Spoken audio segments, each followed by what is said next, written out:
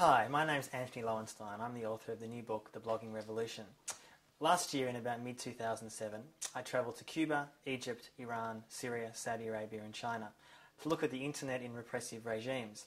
I guess I wrote this book for a few different reasons. The first reason was, since September 11, 2001, I, along with many people I knew, journalists and people in the wider community, felt frustrated with the kind of coverage we were getting in the mainstream press towards countries that the West either regards as an ally or an enemy. And blogging and the internet in many of these countries has provided a space for people to express themselves in ways they couldn't do before the internet. So, for example, China. In the news a lot now because of the Olympic Games, the internet there has the most amount of users in the world. There are about 250 million people online in China. America's got about 220, so it's a massive community. Many people in China use the web for different things. Some use it for looking at computer games and meeting guys and girls.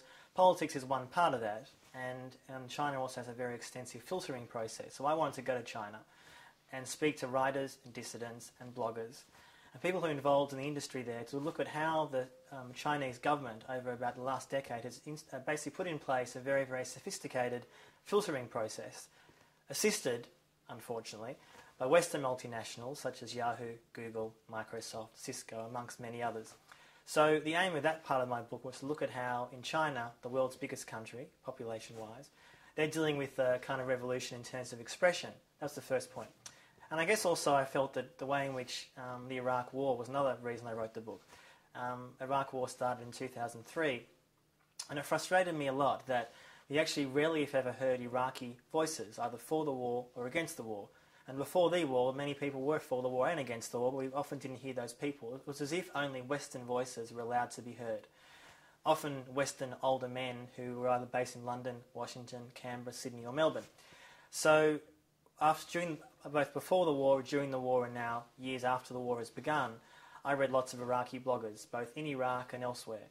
And getting a sense of their feelings, their attitudes, their angers, their passions, their emotions about the war, made me realise how little our mainstream media in Australia and in many countries around the world were talking about these kind of issues. So, when I went to a country like Iran last year for about 3 weeks, it's a fascinating place. It's now run by Ahmadinejad, who many people in the West see as a bit of a madman. He is quite extreme, but in fact he's actually only one part of a more complicated picture. So, for example, one goes to Iran and you realise when you speak to writers and bloggers and dissidents and even politicians. I spent some time, my book goes into this in great detail.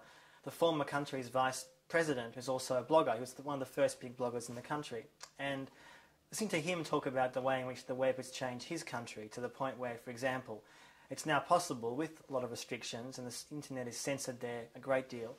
You're actually able to get a sense of what people think about Islam, fundamentalism, women's rights, human rights, films, that kind of thing. And there's no doubt in the last 3 years, since Ahmadinejad has come into power, things have got a lot worse for many Iranians. More repression, more censorship, that sort of thing. So I guess overall the message of the book really is one, to say to people, we're not being told the full picture about the world in our media here, and I'm trying to give people a sense of what's out there in the media in other countries. And I think people will find it a really insightful look into a different kind of world. Thank you.